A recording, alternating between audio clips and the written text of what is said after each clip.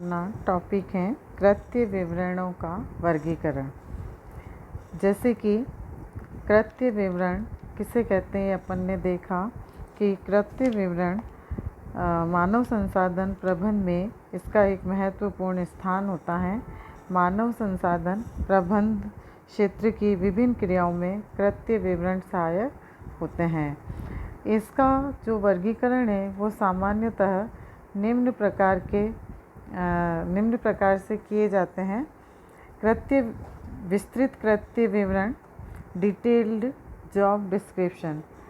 विस्तृत कृत्य विवरण से आशय ऐसे कृत्य विवरण से हैं जिनमें कृत्य संबंधी सूचनाओं के साथ साथ इस बात का भी स्पष्टीकरण किया जाता है कि कोई क्रिया क्यों और किस प्रकार कृत्य का अंग मानी गई है।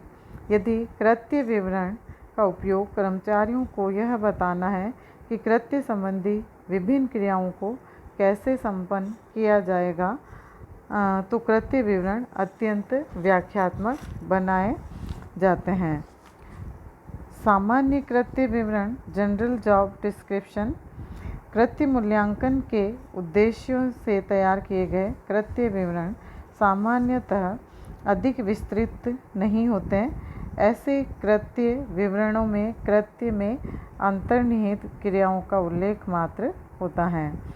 अनेक उपक्रम कृत्य विवरणों को सामान्य कृत्य विवरण के रूप में ही तैयार करना उचित मानते हैं।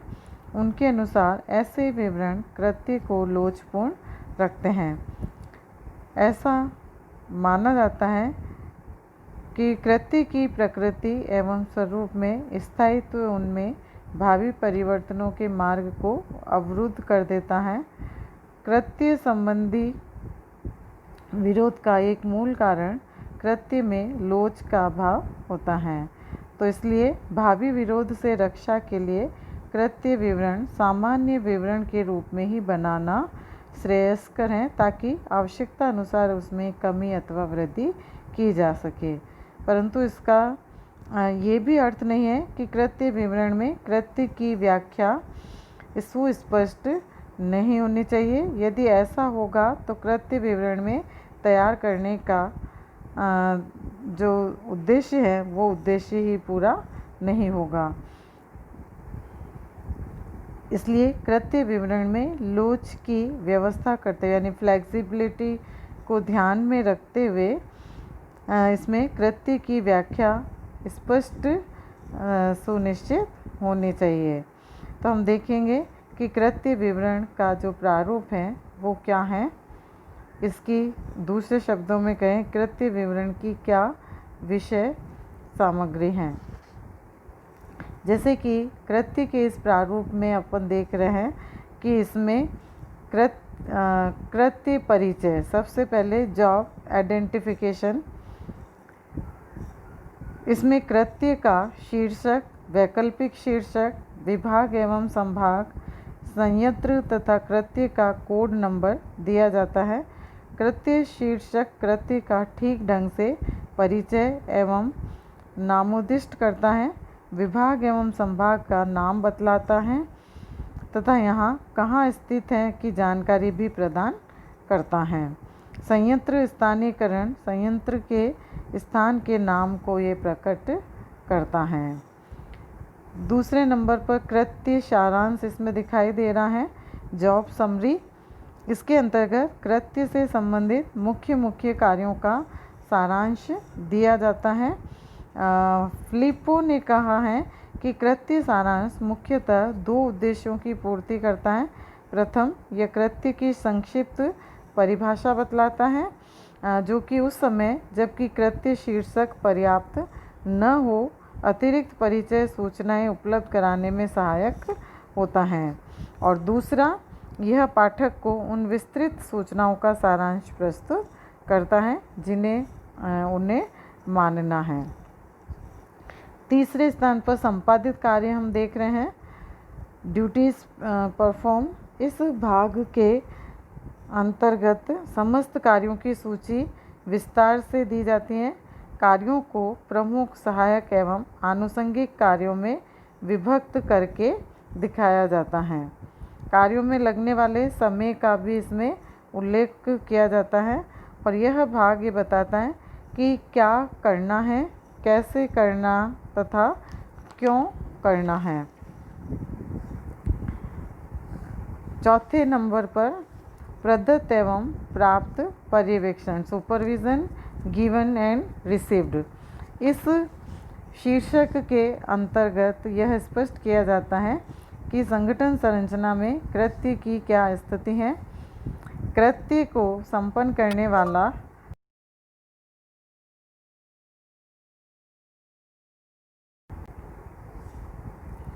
उसके कार्य का पर्यवेक्षण किसके द्वारा किया जाएगा, पर्यवेक्षण किस स्तर का होगा, सामान्य, मध्यम वर्गीय या प्रत्यक्ष पर्यवेक्षण, संबंधित कृत्य के तुरंत नीचे के कार्य क्या हैं, और फिर अन्य कृत्यों से संबंध, रिलेशन विद अदर जॉब्स। इस भाग में संबंधित कृत्य का कृत्य क्रमबद्धता में अन्य कृत्यों से उदग्र तथा समतल संबंध स्पष्ट किया जाता है। इससे कृत्य प्रवाह एवं कार्यविधियों के लंबवत संबंधों के बारे में जानकारी मिल जाती है। फिर है यंत्र, औजार एवं सामग्री, मशीन्स, टूल्स एंड मटेरियल्स।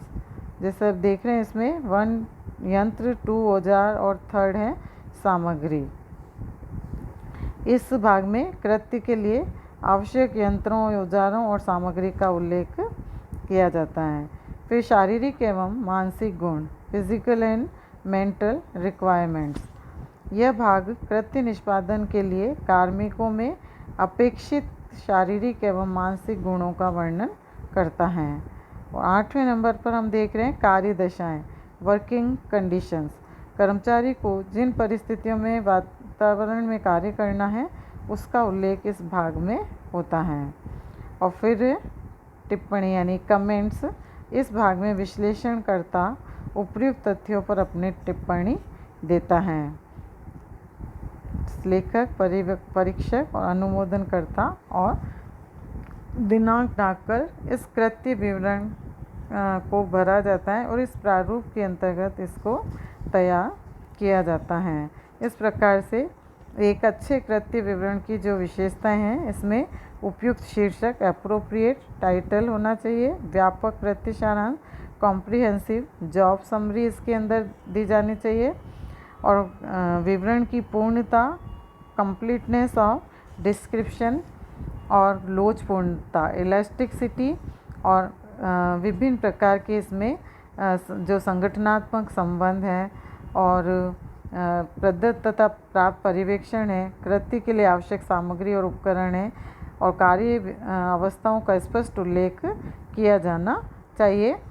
कृत्य की विभिन्न क्रियाओं में लगने वाला समय भी निश्चित किया जाना चाहिए और इसके अतिरिक्त कर्मचारियों की आवश्यक योग्यताओं का भी स्पष्ट वर्णन होना चाहिए। तब जाके इस प्रकार का जो ये कृत्य विवरण है वो पर्याप्त प्रोफॉर्मे के रूप में यानी पर्याप्त इस विवरण के रूप में स्पष्ट दिखाई देगा और भरा जाएगा, और इसका उपयोग मानव संसाधन प्रबंधन के अंतर्गत सफलतापूर्वक किया जा सकेगा।